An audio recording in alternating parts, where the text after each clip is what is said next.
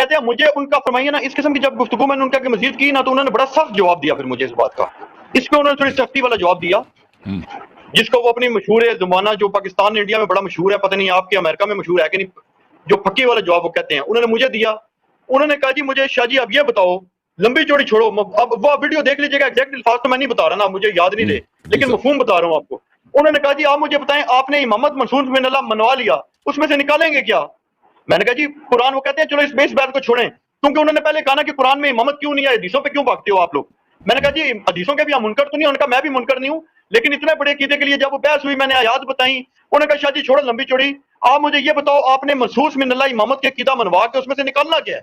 میں نے کہا جی یہ آپ مجھے بتائیں. کہتے ہیں جی میں اب آپ کو پکی دیتا ہوں، اس کا مفہوم یہ ان کی پکی کا، وہ کہتے ہیں جی مجھے یہ بتاؤ کہ اہل سنت کے امام ہوں، ابو حنیفہ ہوں، امام مالک ہوں، شافعی ہوں، احمد بن حنبل ہوں، یا شیعہ کے منصوص من اللہ 12 امام ہوں، حضرت مولا علی علیہ السلام سے لے کے نیچے امام محمد مہدی علیہ السلام تک چلے جائیں، چلے علیہ السلام شریف قطعے کے مطابق آنا حسن عسکری علیہ السلام تک چلے جائیں.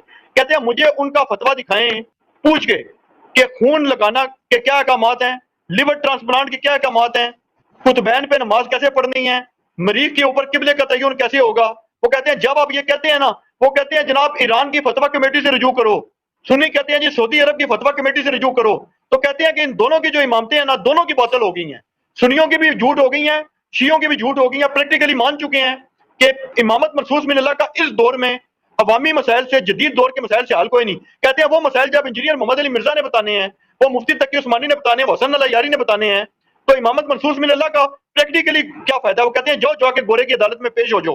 وہ بار بار اس پہ زور دیتے ہیں، کہتے ہیں جاؤ کسی پڑھے لکھے غیر متعصب گورے کو ہمارے اماموں سے مسئلے نہ پوچھو، ویسے ان کی امامت کے قائل رہو. وہ کہتے ہیں گورا تمہیں جوتے مار دے گا.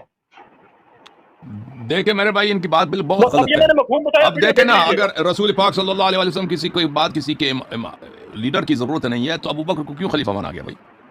وہ کہہ دیتے ہیں امام کی ضرورت ہی نہیں ہے، سب اپنے گھر چلے جاؤ، نمازیں پڑھو، حدیث وغیرہ یاد ہے اسی پہ عمل کرو. ابو بکر، کسی نے بولا آج تک یہ جو بات یہ کر رہے ہیں نا، یہ جو بات ہے یہ کسی اس کا کوئی قائل ہی نہیں ہے. عمر کو کیوں یہ کسی نے نہیں کہا آج تک کہ مسلمانوں کو لیڈر کی ضرورت نہیں ہے. سب کا اجماع ہے کہ مسلمانوں کو لیڈر کی ضرورت ہے. وہ لیڈر کون ہے، اس لیڈر کی کوالیفیکیشنز کیا ہے، وہ لیڈر کی صفات کیا ہے، وہ اللہ کی جانب سے منسوب ہوتا ہے، یہ مسلمان خود بناتے ہیں یا کوئی طاقت کے بل بوتے سے تلوار کے زور سے خلیفہ بنتا ہے یا دوسرا کسی کو خلیفہ بناتا ہے. وہ اس پہ اختلاف ہے. اس پہ اختلاف تو ہے ہی نہیں کہ رسول پاک صلی اللہ علیہ وسلم کے بعد ہادی گائیڈ کی ضرورت ہے ہمیں. وہ گائیڈ کون ہے؟ ٹھیک ہے نا. جہاں تک یہ بات کر رہے ہیں نا نئے مسائل کی، تو دین کے جتنے مسائل ہیں، یہ اکثر مسائل 99% جو مسائل ہیں نا، یہ ابھی کوئی لیور ٹرانسپلانٹ یہ کتنے لوگوں کو پیش آتی ہے؟ لیور ٹرانسپلانٹ بس ملینز میں سے ایک کو پیش آئے گا نا. اکثر کسی اب ہمارے رشتہ دار ہیں، خدا ان کو زندگی دے، ابھی تک تو کسی کو پیش نہیں آیا. یا مثلا خطبین پہ نماز، یہ تو بہت کم لوگوں کو پیش آتی ہے. وہاں پہ کتنے سال میں مثلا خطبین کتنے لوگ جاتے ہیں؟ 100-200 لوگ ہی جاتے ہوں گے. دنیا کی آبادی 7 ارب ہے. لیکن جو اکثر جو مسائل ہیں وہی ہیں جو آپ نماز پڑھتے ہیں، نماز کیسے پڑھیں گے، آپ نے وضو کرنی ہے، آپ نے نکاح کرنا ہے، آپ نے طلاق دینا ہے، آپ نے قرضے لینا ہے، وغیرہ وغیرہ جو زندگی میں پیش آتے ہیں. یہ تو یا حج پہ جانا ہے، یا مثلا روزے ماہ رمضان کے روزے رکھنا ہے، کس وقت آپ نے افطار کرنا ہے. یہ جو چیزیں ہیں میرے محترم، اس پہ آپ کس کی اتباع کریں گے؟ ٹھیک ہے نا. مسلمانوں میں اختلاف تو ہے، کون سا وہ سورس ہے، وہ کون سا گائیڈ ہے کہ اگر اس کی گائیڈنس پہ عمل کریں گے تو آپ کو بالکل تسلی ہے، 100% تسلی ہے کہ میرا عمل مقبول ہے اللہ کے نزدیک. بخاری مسلم ہے وہ، یا وہ ہے جس کو رسول پاک صلی اللہ علیہ وسلم نے فرمایا کہ اگر تم ان کی اتباع کرو گے میرے بعد کبھی گمراہ نہ ہو جاؤ گے، کبھی گمراہ نہ ہو جاؤ گے. ٹھیک ہے نا. تو لازمی بات ہے کہ وہ ہر شخص کو دیکھنا ہوگا کہ یہاں پہ رسول پاک صلی اللہ علیہ وسلم کے بعد سورس جو بالکل آپ سیٹسفائیڈ ہو جائیں، یقین پہ ہو جائیں کہ اب میں صحیح راستے پر ہوں، وہ کون سا، اس پہ عمل کروں. اب کوئی نہیں کہتا کہ امت کو دیکھیں، رسول پاک صلی اللہ علیہ وسلم کے زمانے میں بھی امت میں علماء تھے جن پہ رسول پاک صلی اللہ علیہ وسلم خود ان پہ اعتماد کرتے تھے احکام سکھانے کا. اس طرح تو نہیں ہے کہ میں سب لوگوں کو خود رسول پاک صلی اللہ علیہ وسلم سب باتیں سکھاتے تھے. اس طرح تو نہیں تھا. جو مدینے والے تھے ان کو خود وہ سکھاتے تھے. لیکن اب جو دور دراز کے علاقے ہیں وہاں پہ کوئی اگر شخص نہیں ہے، وہاں پہ پیغمبر صلی اللہ علیہ وسلم نہیں جا سکتے، وہ بھی نہیں آ سکتے، تو کیا ہوتا تھا کہ کسی کو بھیج دیتے تھے کہ بھائی ان کو اسلام سکھاؤ. وہ شخص آتا ہے ان کو نماز روزہ وغیرہ وغیرہ وغیرہ سکھا دیتا ہے. ٹھیک ہے نا. اب یہ نہیں ہے کہ وہ شخص اپنے آپ سے کوئی بھی سکھا دے. ٹھیک ہے نا، کہ میرے فکر میں یہ اس نے دیکھا ہے، وہ جو اس کو آتا ہے وہی سکھائے گا. وہ اپنے سے کوئی بناوٹی بات بنا دے کہ بھائی اس کو کچھ نہیں آتا، پیغمبر صلی اللہ علیہ وسلم سے نہ پوچھے، ایسے ہی بنا کے چلا جائے، یہ تو فراڈ ہے. تو اس زمانے میں بھی عالم کی ضرورت ہے، آج کے زمانے میں بھی عالم کی ضرورت ہے. عوام اس طرح نہیں ہے کہ عوام خود جا کے کتابیں مثلا کھول دیں، وہاں سے وہ نکال دیں. علماء کی ضرورت ہے. بات یہ ہے کہ کیا اب اس میں تقلید کی بات آ جاتی ہے، اجتہاد و تقلید کی بات آ جاتی ہے، یا صرف ہم نصوص پہ عمل کر رہے ہیں؟ ٹھیک ہے نا. علماء کا کیا کا رول کیا ہے؟ علماء صرف نصوص لوگوں تک سمجھا دیں، نصوص سمجھا دیں، ٹھیک ہے نا.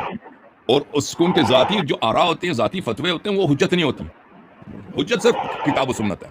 یا اس سے دوسرا مکتب فکر یہ ہے کہ کہتے ہیں اس میں اجتہاد ہے، وہ جو ان کی علماء کی جو رائے ہے، جو اجتہاد ہے، وہ عام آدمی کے لیے حجت ہے.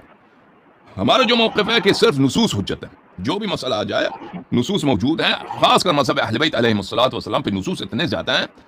اور آراء سے منع کیا گیا ہے کہ کسی کی رائے تم کبھی اتباع نہ کرنا، تم گمراہ ہو جاؤ گے، جہنمی بن جاؤ گے. تو آپ نے نصوص پہ عمل کرنا ہے. ابھی جو مثلا لیور ٹرانسپلانٹ ہے، یہ تو ایک عام سی نہیں، چیز ہے. وہ کہتے ہیں مجھے منصوص امام کا قول دکھاؤ، مجھے مفتیوں کا فتویٰ نہ منصوص دکھاؤ. امام کا، ہاں منصوص امام کا قول دکھا دیتے ہیں.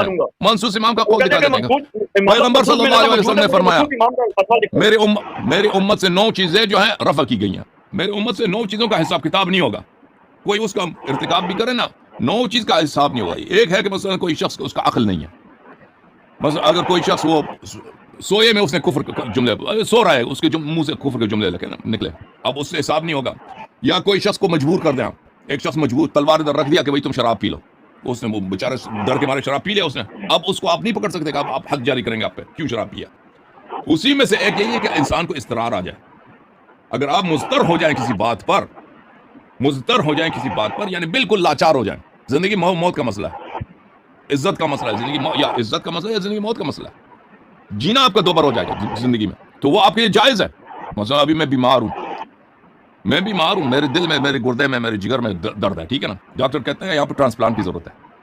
اس کی منع تو نہیں، حرام تو نہیں ہے، کوئی حدیث روایت تو نہیں کہ حرام ہے، لیکن حدیث میں یہی ہے. اور یہ حدیث نہایت ہی صحیح ہے شیعوں کے نزدیک. میں سمجھتا ہوں کہ مخالفین کے ہاں بھی ہوگا کہ ایک شخص اگر لاچار ہو جاتا ہے تو اس کے لیے جائز ہے. اگر آپ کو زندگی بچانے کے لیے یہاں پہ لیور، کسی کتے کے بھی لیور کے ڈالنے کی وہ نوبت آ جائے نا، وہ بھی جائز ہے. آپ کتے کا تو کوئی نہیں ڈالتا، دوسرے انسان کے ہی ڈالیں گے تو آپ کے لیے جائز بن جاتا ہے، ٹھیک ہے نا. تو یہ حدیث شریف میں ہے. اوکے، اور مزید بولیں بھائی. اس طرح نصوص ہمارے پاس، لیکن ہر مسئلہ شیعہ مذہب میں اس طرح ہے کہ ہر مسئلہ جو ہے نا، حد اقل ہمارے مذہب میں کوئی دنیا کا کوئی ایسا مسئلہ نہیں ہے کہ اس کے لیے خاص اسی کے لیے کوئی نص نہ ہو.